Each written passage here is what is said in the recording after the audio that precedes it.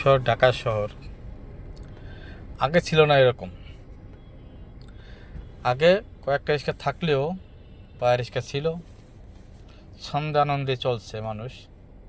কিন্তু বর্তমানে যে অটো বাইর হইছে যা ধারণার বাইরে, মানুষ হাঁটতে চলতেই পারতেছে না।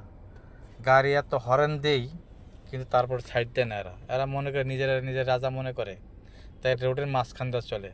আপনার খালি একটু দেখাচ্ছে, দেখেন কি অবস্থা অটো রিক্সার।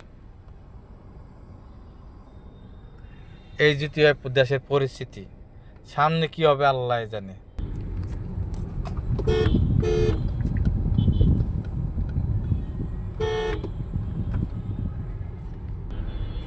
এই যদি হয় দেশের অবস্থা, মতিঝিল এলাকা পুরোপুরি একদম রিস্কায় দখল করে নিচ্ছে।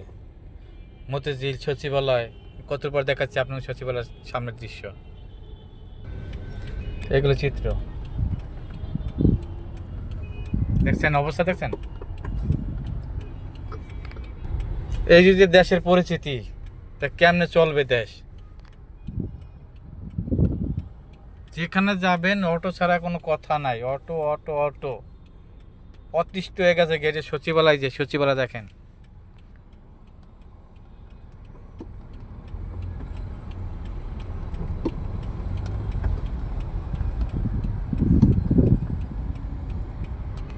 সচিবালয়ের সামনে এই অবস্থা, সারা বাংলাদেশের কি অবস্থা যাচাই করেন আপনারা।